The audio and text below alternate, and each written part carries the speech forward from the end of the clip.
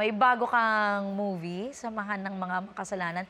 Very intriguing, parang ano, konti lang nakakaalam kung tungkol saan ba to, bakit very intriguing yung title, very interesting na itong Samahan ng Mga Makasalanan without spoiling anything tungkol saan ito. Yes, ang Samahan ng Mga Makasalanan, it's about sa mga makasalanan. Okay. Simpleng ganon. Oo, Pero lahat. I think lahat, di ba? Lahat, samahan ng mga makasalanan. So, sama-sama lahat ng klase ng kasalanan na naiisip nyo Oo. nandito. So, dito ninyo mapapanood. And it's a comedy film na ma-enjoy ng mga families ninyo, friends ninyo. Ngayong April 19 na po yan. So, comedy siya. Comedy. Bago para kay David. Oh! bago para kay David. Umanga ako kay David dito kasi ano siya kilala ko siya as very serious na actor. Wow. 'Di ba? Artista na very nonchalant, 'di ba? Tapos makikita mo siya sa isang ganitong klaseng pelikula, nakakaiba. And na-appreciate ko siya kasi nagbibigay siya. Ito parang ito isa sa mga nag-viral, 'di ba? Itong video na to, ano to, is this part of the movie o parang ano to, ginawa niyo siya as content? Content lang siya. Okay. Content lang. Tapos biglaan lang yan. Tinatanong ako kung pwede daw ba, labas muna tayo, baka pwede na ninyong gawin lang to. May uso daw na ganyan. Oo. Tapos sabi namin, gano'n baka mahirap. Tapos actually after niya, tawan-tawan na siya kasi hindi niya nga kaya magseryoso. Hindi niya kaya gano'n yung about sa mga TikTok. Ay, hindi. Ngayon, ang dami na yan ang nagko-content na At siya pa nagtuturo, di ba? Oo, si Mr. Licao ko, marami ng content. And let's talk about your role. Ang role mo si Mila. Ikaw ang tukso ng bayan. Yes. Ang pagkakaalam ng mga tao sa akin, ako ang tukso ng bayan. So malalaman natin dito kung ako nga ba talaga yung tukso dito. And at the same time, ako rin yung tutulong kay Reverend Sam doon sa mission niya para dito sa Samahan ng Mga Makasalanan. Si Reverend Sam ay si David Licao. Ano, parang ikaw, ang role mo as Mila, yung tukso ng bayan. Yes. Si David na isang Reverend na magpapare. Yes. Mapupunta siya sa bayan nyo at may mission siya. Meron siyang mission. Oo, ano yung mission niya? Ang mission niya ay baguhin ang lahat ng mga makasalanan. Oo. At nandito ko para tulungan siya sa pagiging Reverend Sam niya na mabago yung mga makasalanan o tulungan siya na maging isa sa mga makasalanan din. So, okay. hindi ninyo alam.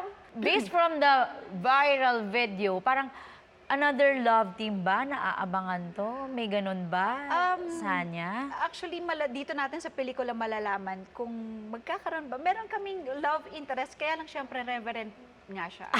Diba? So, ano ba? Tutuksuhin ko ba siya later on? Diba? Malalaman ninyo sa pelikula. Malalaman natin kung matutukso si Reverend Sam. Kasi samahan nga ng makasalanan. Ng tukso ng bayan. Magiging makasalanan din ba ang Reverend Sam? Diba? So, malalaman natin. Hindi, I think maraming makaka-relate kasi marami namang tao na gumagawa ng kasalanan. No? Hindi mo naman maiiwasan yan di ba? Minsan nakakagawa tayo ng kasalanan. Pero kung ganyan yung pare, mangungumpisal ka ba? Baka lagi ako nagkukumpisal. Ay, teka lang, isa sa mga highlight ng teaser kasi nitong bago niyong pelikula, nasa huli ang pagsisisi. Naniniwala ka ba sa kasabihan na yan? At ano ba yung desisyon mo sa buhay mo na pinagsisisihan mo? May ganun ka bang nagawa na after that? Bakit ko nga ba ginawa yun? May mga ganun akong desisyon. For example, simple lang naman, hindi naman siya mabigat. For example, sobra kang kampante sa isang tao na nasabi mo na lahat.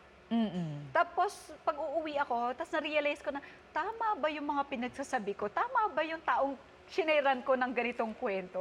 Parang doon mo palang naiisip doon ka lang nagsisisi na, doon palang minsan kinokontrol din natin yung sarili natin to share everything. Kasi sometimes, of course, kailangan natin ng privacy din sa buhay natin. Pero yun, may mga ganun. Pero luckily naman, lahat ng pinagkukwentuhan ko, safe naman ako. Mga totoong kaibigan ko pala talaga sila.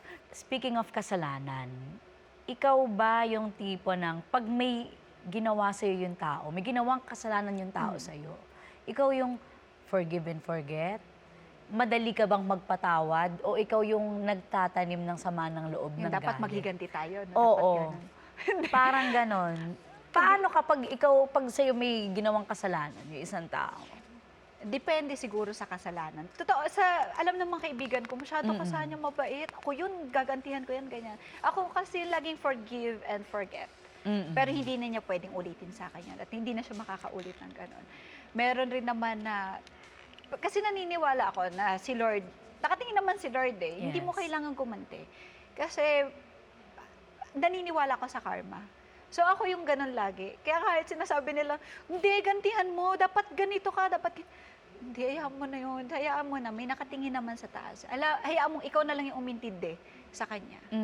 Ganun. As long as wala kang ginagawang mali at di mo naman siya ginagantihan. Alam mo, kilala mo sarili mo eh. Yes. So, may nakatingin din naman sa taas, siya na lang bahala. Oo. Kumbaga, pinagpapasa Diyos mo. Yung mga ganong, pag may gumawa ng kasalanan sa'yo. Yes, kahit sobrang sakit na. Pero di ba mas masakit pag ang gumawa ng kasalanan sa'yo, malapit sa puso mo. Malapit na tao sa'yo. Sobra. Oh, yun yung mas pag ganon, madali ka bang magpatawad? Hindi siya madali. Pero kailangan mong mag-forgive. Kumbaga, kailangan mong patawarin din yung sarili mo at matuto ka magpatawad para hindi mo rin siya daladala. Kasi kapag daladala mo siya, ang bigat eh. And totoo yan, ipagdasal mo na Yes. lang kasi wala kang magagawa, nandiyan na yun. Masakit, sobra. Mm-mm. Pero yung importante doon yung lesson, tsaka yung hindi mo siya gawin sa ibang tao. Naramdaman mo na yun? Yes. Naramdaman ko na siya. Kanino? Secret. Naramdaman ko na siya. Nakakaano siya. Masakit siya. Lalo na't malapit nga siya sa puso mo. Masakit siya. Pero ang importante doon, napatawad mo na siya. At siguro, actually, hindi mo siya mabilis makalimutan. Yes. Pero alam mo kung paano magpatawad, yun talaga yung magiging dahilan para makamove on ka. Yun lang siya.